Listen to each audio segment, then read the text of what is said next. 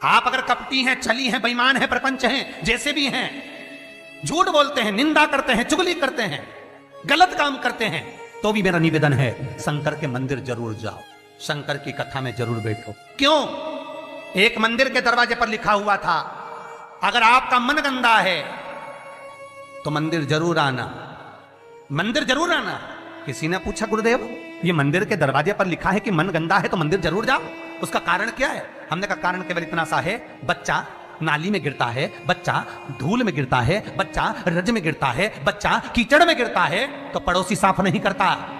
उस बच्चे को अगर गंदगी हो गई है, बच्चे गंदगी में आ गया तो उसको कोई पड़ोसी साफ नहीं करेगा, उसको कोई पड़ोसन साफ नहीं करेगी, उसको देवरानी जेठानी साफ नहीं करेगी।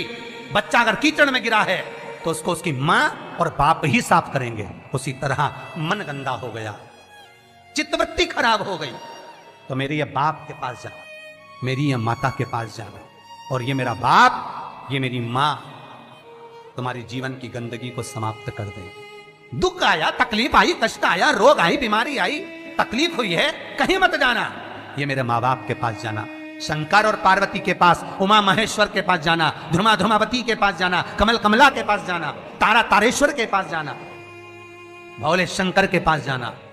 जब मेरा शंभु मिलेगा तो ये सारी गंदगियां मिटा देगा। रोग समाप्त।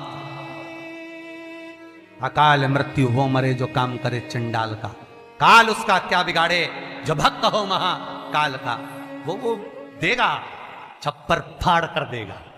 फिर निवेदन करूंगा, जितने कथा करवाए हैं, जितने कथा सुन रहे हैं और जितने पुण्य स्मरण दान स्मरण आदि कर रहे हैं, लिख कर रखो तारीख कि तुमने जो दान पुण्य करा है, तुमने जो ये 300 वर्ष में पढ़ने वाली इस श्रावण के महीने में तुमने जो कथा सुनी है, अगला श्रावण आए तुम बताना जरूर कि कितना पुण्य मिला है, कितना फल मिला, कितना लाभ हुआ, कितना धन कमाया, कितना वैभव कमाया।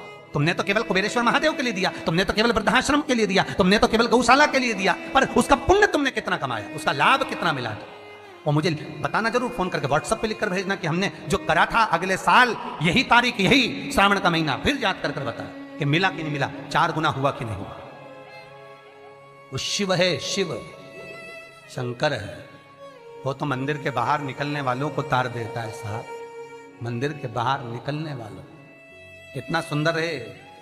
एक चरित्र आता है लिंग पुराण के अंतर्गत। एक सेठ मर गया, बड़ा कंजूसड़ा था, बहुत कंजूस। कभी जिंदगी में ना दान करा, ना पुण्य करा, ना सत्कर्म करा, ना भजन करा, ना कीर्तन करा। मंदिर की जगह को भी अपना बना लिया, सारी जगहों को घेर कर अपना बनाया। बावड़ी, तालाब, कुएं का पानी अपनी जमीन पर ले जाता। बहुत लालची था, बहुत लोभी, बहुत लोभी।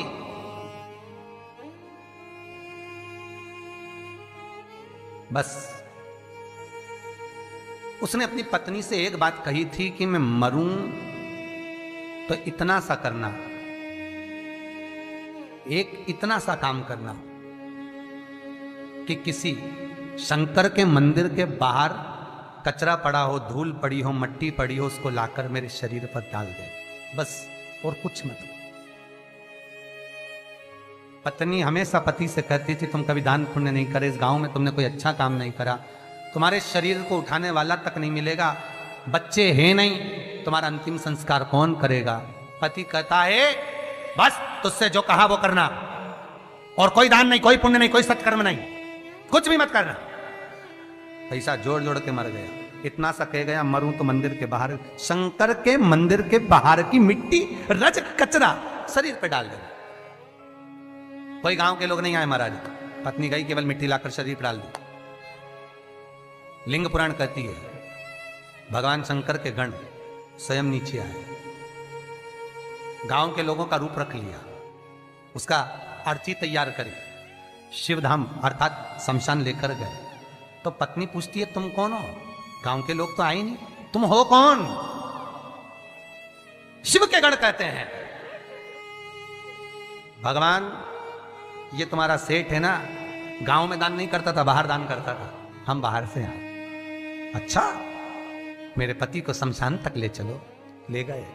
कहते हैं शंकर के दरवाजे की मात्र रज, मात्र कचरा, मात्र भूमि की मिट्टी शरीर पर पड़ी थी।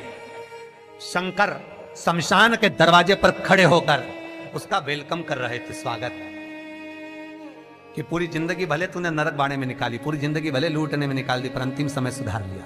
अंतिम समय को सुधारने का भी एक क्रम हमारे शास्त्र कितनी सुंदर बात कहता है महाराज, कितनी सुंदर बात। 3 धनभागी हैं, 3 धनभागी हैं। पहले नंबर पर भीष्म पितामह, जो भगवान कृष्ण के दर्शन करे, जिन्होंने भगवान कृष्ण का बचपन से लेकर जवानी तक का दर्शन करा। दूसरे नंबर पर धनभागी हैं दशरथ जी महाराज, जिन्होंने राम जी के दर्शन करे, राम दशरथ जी के घर में जन्मे। कितने किस्मत वाले होंगे। और तीसरे नंबर के किस्मत वाले धनभागी हैं गिद्धराज जटायु, जिन्होंने प्राणों को त्यागा तो राम जी की गोद में त्यागा। शास्त्र कहता है इन 3 धनभागियों में, इन 3 किस्मत वालों में भी प्रबल किस्मत वाला है गिद्धराज जटायु। क्यों? क्योंकि भीष्म पितामह के प्राण छूटे जब कृष्ण सामने नहीं थे। दशरथ जी के घर में भले राम जन्मे, पर दशरथ जी के प्राण छूटे तब राम सामने नहीं थे। और गिद्धराज जटायु, जिसने जीवन भर मांस खाया, पर जब प्राणों को त्यागा तब राम को सामने पाया, डर गया। बचपन गया जाने दो, जवानी गई जाने दो, अधेड़ी गई जाने दो, पर बुढ़ापा मत बिगड़ने देना। बुढ़ापे में शंकर के चरण पकड़ ले, शिव के चरणारविंद पकड़, मैं कहीं नहीं जाऊंगा। बीमारी भी दी है तो तूने दी है, सही करेगा तो तुम्ही ने दर्द दिया है, तुम ही दवा दो। मृत्युंजय है तू, जगत का भोलानाथ है तू, सबसे ऊंचा तू ही बैठता है। जहां दुनिया समाप्त हो जाती है वहां से तेरी शुरुआत होती है। लोगों का जहां एंड होता है शमशान, वहां से वो शुरू होता है। जहां दुनिया का एंड है वहां से तू शुरू है। तो तू साधारण नहीं हो सकता भोलेनाथ। अगर मेरे चरण में कष्ट आया है तो तू सही करेगा, मुझे विश्वास है। भरोसा रखना। रोज शंकर के मंदिर के दरवाजे पर बैठकर शंकर पर 5 बेलपत्र चढ़ाकर, 1 बेलपत्र उठाकर चबा चबा के उसके ही दरवाजे पर खा, घुटने भी सही कर देगा, शरीर भी करेगा। बस उस पर विश्वास, उस पर भरोसा। बस शंकर है और मुझे पूर्णता विश्वास है कि वो मुझे हारने नहीं देगा। तो नहीं हारने देगा, नहीं।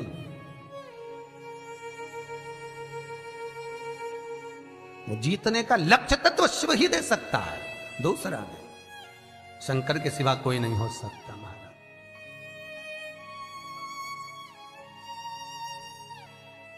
बस उस पर विश्वास